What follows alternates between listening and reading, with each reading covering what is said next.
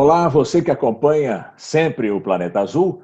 Hoje nós vamos entrevistar a Alexandra Lohás. Ela é palestrante sobre o tema diversidade de gênero, é consultora de mudança organizacional e é também ex-consuleza da França em São Paulo. Olá, Alexandra. É um prazer ter você aqui no Planeta Azul. Oi, Rodolfo. Muito feliz de estar no Planeta Azul, esperando esse planeta ter um pouco mais de diversidade e entendimento sobre a questão racial. Uhum. E que momento, hein, para a questão racial? Manifestações nos Estados Unidos que se espalharam pelo mundo, principalmente pelo mundo europeu, pela América. Como é que você está vendo esse movimento? Esse movimento é maior, pelo menos mais duradouro do que se esperava, uma reação que já dura 10, 11 dias. Como é que você analisa esse movimento neste momento nos Estados Unidos? Então, o episódio do George Floyd não é um caso isolado, de violência policial que aconteceu alguns dias atrás, como podemos também perceber que no Brasil, desde 2001, mais de 778 mil jovens negros foram mortos no Brasil. Então, a violência policial ela é muito maior no Brasil que nos Estados Unidos. Mas o negro, através das cotas nos Estados Unidos, ter entrado em todos os espaços de poder de uma certa forma, não todos, mas alguns conseguiram ter poder econômico e poder na mídia. Então a repercussão é mundial. Mas no Brasil é muito pior, só que o Brasil tem muita dificuldade de enxergar seu racismo estrutural. O Brasil tem uma dor histórica que ele tem dificuldade de tratar. E tem dificuldade também de tomar um tempo para perceber que se durante séculos milhões de negros foram arrancados das suas terras, das suas culturas, do seu país, das suas famílias, para ser explorados, para ser escravizados, estuprados, violentados. Esse crime contra a humanidade não pode ser resolvido só assinando a Lei Áurea, em 1888, pela princesa Isabel. Temos que ter, assim, nesse momento, um grande acordo nacional sobre a questão racial e o racismo sistêmico. Então, quando o Brasil, a mídia brasileira está dando muito espaço para tratar desse episódio do George Floyd nos Estados Unidos, é outra forma de reforçar esse racismo estrutural, de achar que a situação é muito pior lá nos Estados Unidos que aqui dentro do Brasil. Alexandra, é interessante o que você está falando, porque nos Estados Unidos houve uma legislação antinegro. O negro foi formalmente colocado numa posição secundária na sociedade americana após a escravidão. No Brasil, o negro não houve uma legislação brasileira que distinguisse entre brancos e negros. Então, existem alguns, talvez, mitos, algumas convenções de dizer que o Brasil é um país miscigenado, que o Brasil é um país cordial e que, por isso, não há racismo no Brasil e que o negro é bem integrado. Interessante que, onde houve a legislação antinegro, o racismo hoje é combatido com mais força do que num país como o Brasil, onde isso ficou meio diluído nos mitos e nos costumes da sociedade, não é? Então, desculpa, Rodolfo, mas isso é também outra romantização que o brasileiro, assim, a branquitude adora fazer. Dizer Sim. que lá nos Estados Unidos tinha lei de segregação, lá na África do Sul tinha lei para apartheid. No Brasil também houve uma multidão de leis segregacionista e apartadista. A lei de 1837, que é a primeira lei de educação, negros não podem ir à escola. Em 1850, a lei das terras, os negros não podem ser proprietários. a lei do ventre livre, de 1871, quem nascia realmente livre. Em 1885, a lei do sexagenário, de que dava liberdade ao negro depois de 60 anos, mas quem sobrevivia para ficar livre. Bom, em 1890 tinha a lei dos vadios e capoeiras, os que perambulavam pelas ruas sem trabalho ou residência comprovada iriam para a cadeia. Eram mesmo livres. Dá para imaginar qual era a cor da população carcerária daquela época. Então, hoje, você sabe também a cor predominante dos presidiários de hoje. Também, o Brasil foi um dos primeiros países a ter cotas, mas não cotas para os negros, cotas para os brancos. Então, a lei de 1968, a lei do boi, que é a primeira lei das cotas, mas não era para negros, era para filhos de donos de terras, filhos de fazendeiros, que conseguiriam vagas nas escolas técnicas e nas universidades. Então, essa lei de 1968 já colocava cotas para filhos de brancos. Em 1988, também nasce a nossa atual Constituição, mas foram necessários 488 anos para ter uma Constituição que dissesse que racismo é crime. Então, na maioria das ocorrências, se minimizava o racismo enquanto injúria racial, assim, e nada acontecia. Então, com certeza, tem uma segregação e uma apartheid estrutural e cordial no Brasil muito forte. E leis que realmente foram feitas para o negro permanecer na base da pirâmide. Mas adoramos estudar os Estados Unidos sendo um país segregacionista, racista, mas no Brasil é muito pior. Já porque aqui tem a maior população negra do mundo, depois da Nigéria, o segundo país com a maior população negra. Tem 3 vezes mais negros no Brasil que nos Estados Unidos e 4 vezes mais que na África do Sul. Então, São Paulo, por exemplo, é a cidade mais negra do mundo depois de Lagos. E é muito mais negra que Salvador. Por quê? Em Salvador tem 80% de negros sobre uma população de 6 milhões de pessoas, e em São Paulo tem 40% de negros sobre uma população de 25 milhões de pessoas. Então, com certeza, a população negra paulistana é muito maior que na Bahia. Só que também o imaginário do Brasil é que no sul do país não tem negros.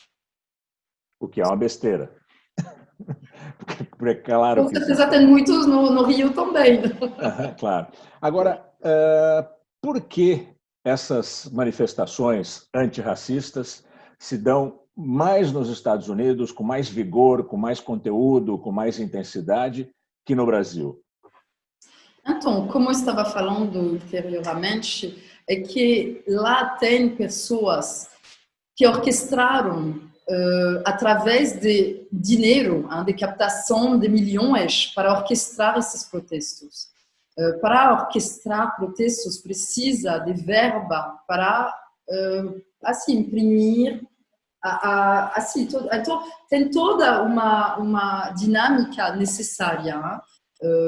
O George Soros, por exemplo, ajuda muito o movimento Black Lives Matter, mas não dá para fazer coisas de qualidade com repercussão em relações públicas e assessor de imprensa para a pauta chegar de forma mundialmente sem recursos. O que falta no Brasil é ter pessoas com poder econômico ajudar a causa negra. Igual, precisa também fazer um trabalho com os policiais. Por que de conscientização? Porque no Brasil, por ter tido tantos anos de ditadura militar, a polícia que é muito mais violenta que nos Estados Unidos. Então, o negro tem muito medo de se engajar nessa causa por as consequências que poderiam acontecer dentro desses protestos. Houve protestos esse final de semana e o final de semana passada no Largo da Batata, mas ainda muito tímidos comparado aos movimentos que temos observados em Paris, em Berlim e em 300 cidades dos Estados Unidos. Agora, eu acho que como nos colocamos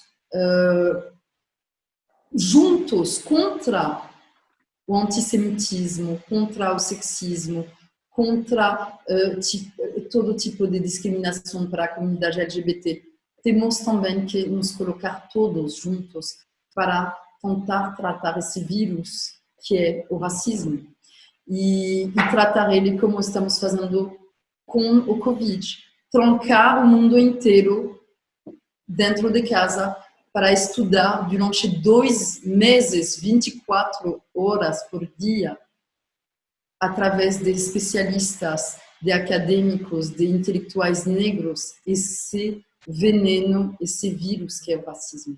Como fizemos com o Covid, conscientizar as pessoas a respeitar certas medidas, lavando as mãos, colocando máscaras, escutando epidemiologistas, e médicos e científicos sobre aquela temática. Não podemos continuar no Brasil escutando brancos discursando sobre racismo, como foi o caso do Brasil. O Brasil, durante assim, toda a mídia brasileira é monocromática branca, tem assim 4% de negros nos quadros da mídia. É o que falta, trazer não só jornalistas, mas realmente ativistas e militantes da causa, pessoas que fizeram tese e doutorado sobre aquela temática. Precisamos parar de deixar o protagonismo para pessoas brancas falar que o racismo no Brasil é velado. Não é nada velado.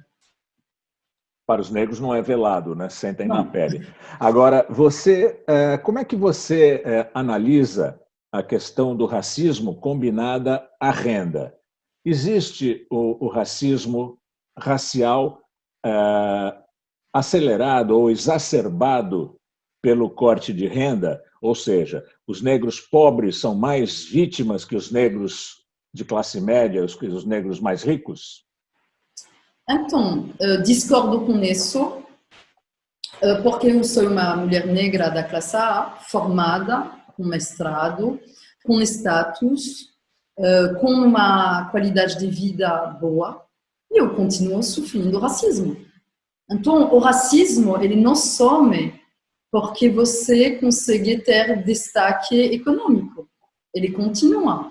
Quando eu abro a televisão, eu não vejo 54% de negros no protagonismo das novelas, nos desenhos animados que vou mostrar para meu filho consumir.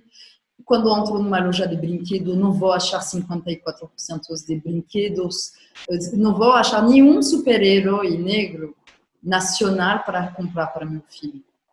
Então, é interessante ver que o racismo ele não some porque você vai estudar ou porque você vai ter uma ascensão social econômica. O racismo está em todas as camadas. Quando eu vou entrar num restaurante do Iguatemi e pedir uma mesa no terraço de um restaurante que eu gosto muito, que é o Junji, e ver a nova gerente que me olha assim, da cabeça até lá, como se eu estou pedindo algo absurdo.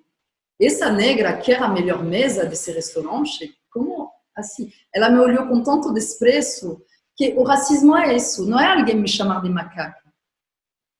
É essa frequência em todos os espaços onde vou. Por que eu voltei a alisar meu cabelo? Porque não aguentava mais as pessoas tocar meu cabelo na classe A que eu frequento. Porque as Tocar o pessoas seu cabelo? sabiam lidar com o meu cabelo. Então, sempre ia para um almoço e todo mundo falando de minhas tranças. E a esposa do prefeito fazendo voar minhas tranças. Gente, elas não percebem que a objetização do corpo da mulher negra por séculos faz ela tocar meu cabelo como se fosse eu lá para o entretenimento dela. Não, seria absurdo uma consuleza negra chegar e tocar o cabelo da esposa do governador. Ai, que cabelo loiro, macio. Não, seria totalmente... Eu seria fora de lugar, né? Mal educada, sem savoir-vivre, sem savoir-faire, sem saber assim, os códigos da alta sociedade. De comportamento. Mas quando uma mulher da elite toca meu cabelo, ela não percebe que ela está invadindo minha intimidade. Ela está sendo agressiva de forma uma micro-humilhação de tocar meu cabelo. Ela não percebe que ela está me humilhando. Ela não percebe que isso tem a ver com o fato da mulher negra ter sido objetizada por séculos. E que ela está, com viés inconsciente, invadindo minha zona de conforto, sem perceber que isso tem assim, algo que me incomoda. Então, voltei a alisar meu cabelo, porque cansei das pessoas focar no meu cabelo. Queria elas focarem no que eu tinha para falar. Então, eu vou com o maior prazer educando pessoas a acordar sobre seus próprios viéses inconscientes e esse racismo estrutural. Porque está dentro de todos nós. O racismo não existe só no nosso cunhado ou lá no nosso vizinho. Desculpa, ter no meio. Não, sem problema. Então, o racismo ele não só existe no nosso vizinho ou no nosso cunhado. Ele está dentro de nós, porque somos criados por uma sociedade extremamente patriarcal, machista e racista. Então, não somos permeáveis a ter preconceitos, porque nossos imaginários são construídos com essa narrativa. É uma normalização. É uma normalização do racismo, né? Do preconceito. É uma normalização. Exatamente. Rodolfo, exatamente. Temos normalizado o racismo, temos normalizado o fato de ver todos os espaços de forma monocromática branca, temos normalizado o fato do homem branco estar no poder, temos normalizado acreditar que democracia é o que estamos vivendo. Com menos de 1% de negro, com quase nenhuma mulher no governo, no Congresso, no Senado, nos boards executivos das empresas, na mídia. E quando as mulheres ganhando salários menores, né? Saem mais diplomadas das universidades que os homens. E ganham salários menores. Agora, como é que se avança, na sua opinião, nessa desconstrução desse mundo racista, machista, conservador, patriarcal? Então, é muito simples. Temos um monte de soluções por aqui. Primeiro é deixar protagonizar mais mulheres nesses espaços de fala, para poder trazer essas soluções. Bom, a maior soluções que eu vejo é aquela que é radical, que é trancar o planeta inteiro dentro de casa para consumir durante 2 meses a questão do gap de gênero, a questão dessa construção machista e tentar olhar e focar com especialistas em como mudar nosso planeta sobre essas questões da violência contra a mulher, do femicídio, do racismo, todas essas questões 24 horas por dia, como estamos fazendo pelo Covid. Essa seria a forma mais rápida para implementar uma nova era, mais respeituosa, mas temos a capacidade de fazer, porque fomos capazes com um vírus chamado de Covid.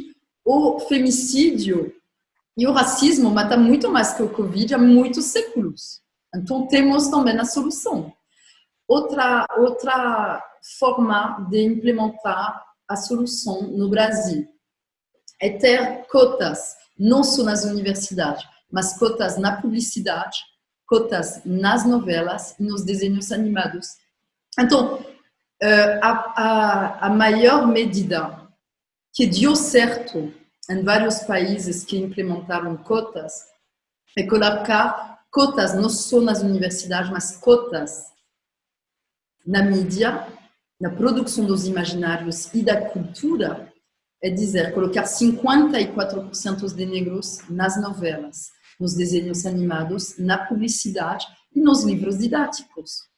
Então, quando vamos ter roteiristas obrigados a colocar 54% de negros no quadro das novelas, mas não através da narrativa da escravidão, que vai reforçando estereotipos do negro servicial, submisso e massacrado. Mas como CEOs de empresas, 54% de negros como juiz, médicos, advogadas, governadoras negras, vamos já educar as crianças negras a se enxergar capazes de chegar nessas alturas do poder e vamos também educar os brancos a nos enxergar capazes de estar nesses espaços de poder. Porque quando eu era consulesa da França, recebia 6.000 pessoas na residência consular. Quantas vezes pessoas passavam na frente de mim achando que era empregada doméstica da residência, me entregando o casaco, o para-chuva, Guarda-chuva. Guarda-chuva. Então, é isso. As pessoas não queriam me humilhar, mas elas não conseguiam ter no quadro delas uma referência de uma consulesa da França negra, porque o negro, nesses espaços de poder, são sempre lá para te servir. Então, para as pessoas que acham que o racismo é velado, tenta abrir sua cabeça quando voltaremos a normal e perceber onde estão os negros na televisão. Qual é a porcentagem? Onde estão esses 54% dos negros? Onde eles estão nas ligações de Zoom com sua empresa? Onde estão esses 54% de negros na sua empresa? No seu churrasco? No seu churrasco. No seu aniversário, onde está esses 54% de negros? Estão lá na cozinha para te servir ou estão lá com você curtindo a festa? Então é isso. Quantos negros você namorou? Quantas negras você namorou? Porque somos todos bombardeados por uma narrativa racista que vai nos colocando padrões de beleza que faz que hoje, em 2019, 77% das mulheres negras no Brasil nunca na vida foram casadas oficialmente. Por quê? Porque os homens negros e os homens brancos não casam com as mulheres negras. Transam com elas, se divertem com elas, não criam os filhos com elas e não se tornam parceiros e esposos delas. Então, é muito difícil enxergar as consequências sistêmicas desse racismo estrutural. Alexandra, o que você está dizendo nessa resposta, se os homens negros preferem casar com mulheres brancas, eles relegam a mulher negra a um segundo plano? Infelizmente, sim. Porque tem também dentro do nosso racismo cultural essa questão de embranquecer a população brasileira. Então, as famílias, as avós negras, assim, das próprias famílias negras, vão pedindo que seja para as mulheres e os homens de embranquecer. Então, tem várias apelações que é o ventre... tenho que voltar a achar. Acho que é ventre... Você tem o ventre limpo. Uma coisa assim, que é uma coisa que os brancos não sabem, mas se fala muito nas famílias negras. Quando você dá luz a uma criança clara, você tem um ventre limpo. Não é ventre, é outra coisa. Vou achar para você. Mas isso no Brasil? Isso aqui no Brasil? Como? Isso aqui no Brasil ou em todos os países? Aqui no Brasil. E convido, aliás, os que sabem, colocar nos comentários do vídeo essa expressão. Não, temos muitos debates nos grupos de militância dos movimentos negros sobre essas questões do embranquecimento e da eugenia, que vem sendo um planejamento estrutural para embranquecer o Brasil. Houve também leis para aplicar esse projeto de embranquecimento estabelecido pelo Gobineau que era um dos braços direitos do João Pedro II, que era justamente tentar tirar o negro do Brasil. Então, romantizar essa miscigenação para apagar a cor preta do povo brasileiro. É uma eugenia semelhante à do nazismo, equiparável à do nazismo. O Brasil também, as pessoas não sabem que o maior partido nazista, depois da Alemanha, estava no Brasil. E te convido a olhar o documentário Menino 23, que vai relatando tudo isso.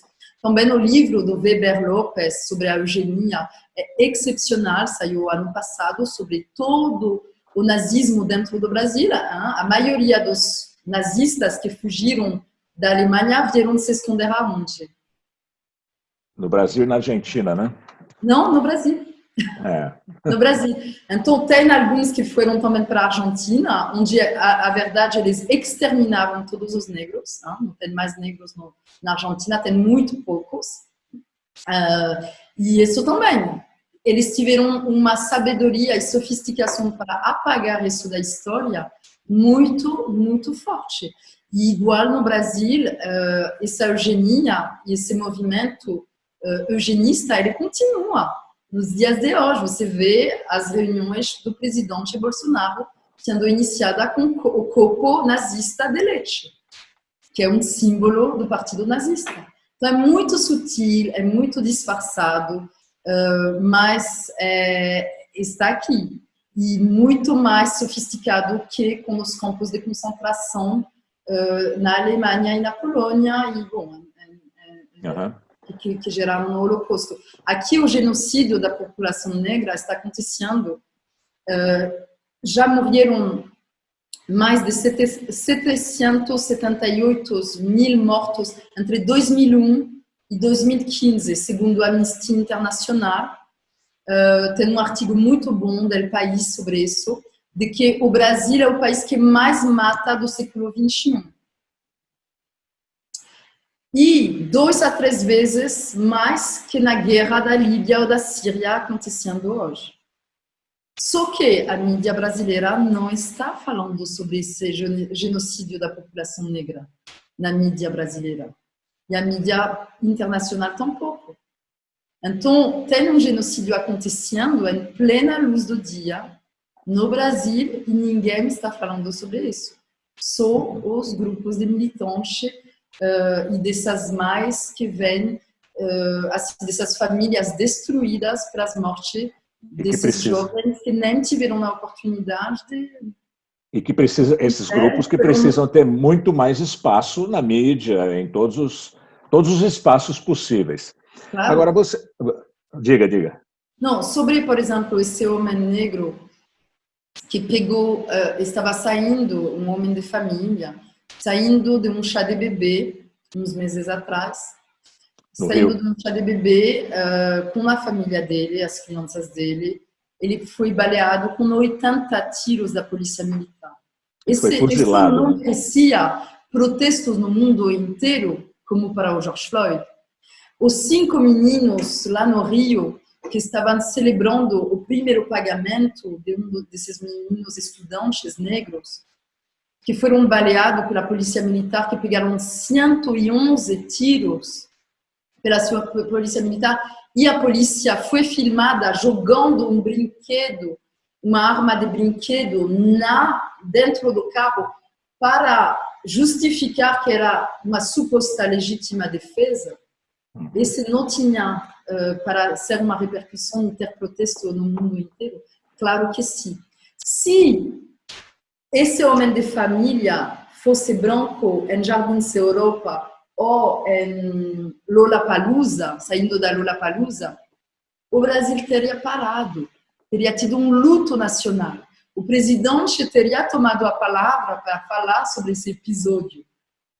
Mas como esses homens eram negros, passou totalmente despercebidos.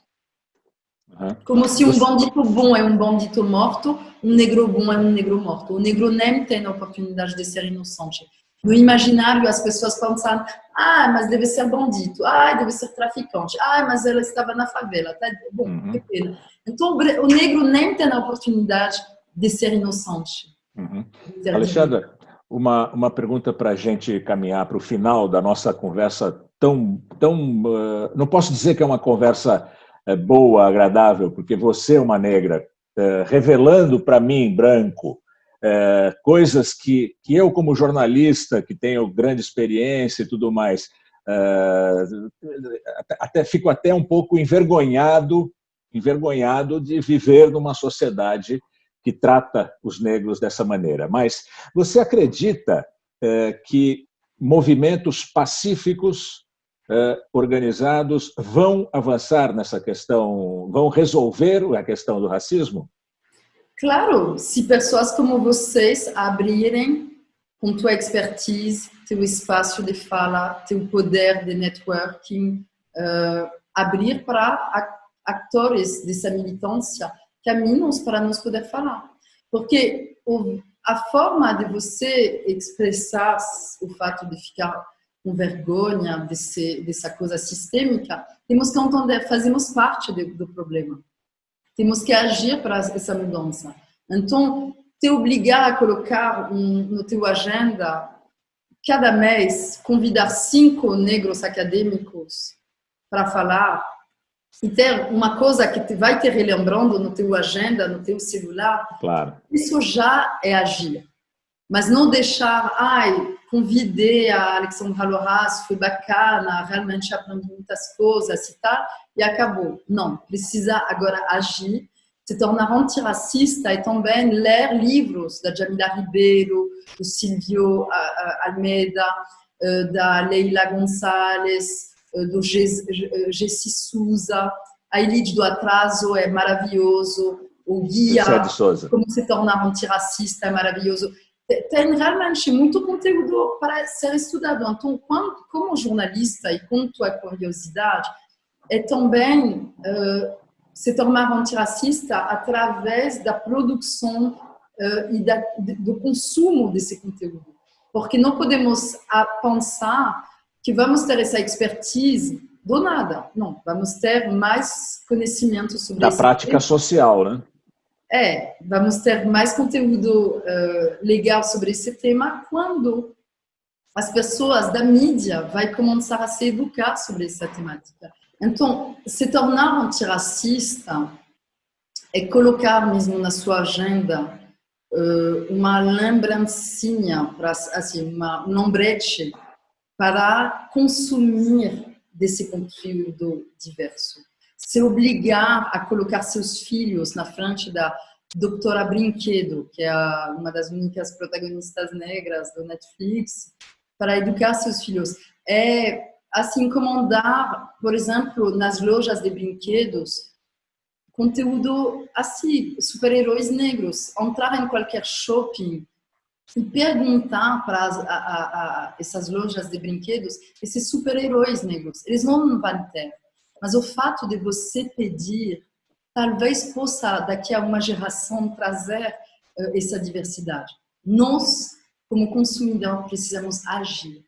Precisamos entrar no Twitter e no LinkedIn desses roteiristas da Globo, da Band, da SBT, e pedir mais diversidade, pedir mais protagonismo negro. E você, sendo branco, pode nos ajudar com seus privilégios a abrir caminhos para poder trazer nossas vozes nas suas empresas, para poder fazer um diagnóstico da empresa, poder fazer palestras de conscientização sobre a questão racial e diversidade, preparar os ambientes de trabalho a conseguir contratar mais negros, mais diversidade, para co-criar melhor. A pesquisa da McKinsey demonstra isso, que as empresas que reequilibraram a diversidade étnico-racial aumentou de 35% as rentabilidades das empresas. Por quê? Porque se você deixar só homens brancos, da PUC, FGV, McKinsey, USP, desenvolver produtos e campanhas para falar com o verdadeiro público brasileiro, que é de maioria negro e de maioria mulher, ele não consegue falar com esse verdadeiro público. Ele precisa trazer por dentro mulheres e negros para justamente saber co-criar melhor as campanhas e os produtos para conseguir conversar melhor com o verdadeiro público brasileiro. Então, por isso que a pesquisa da McKinsey hoje ajudou as empresas a acordar e a perceber, uau, não é só um bom ato, é realmente it means business, isso é negócio. Uma então, questão de mercado. Hoje, eu estou contratada por muitas empresas justamente para pensar melhor essas mudanças organizacionais. Tá bem, Alexandra.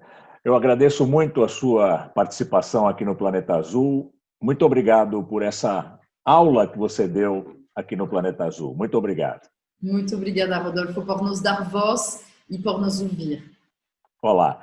Nós conversamos com a Alexandra Loras, que é palestrante sobre diversidade de gênero, consultora de mudança organizacional e ex-consulesa da França em São Paulo.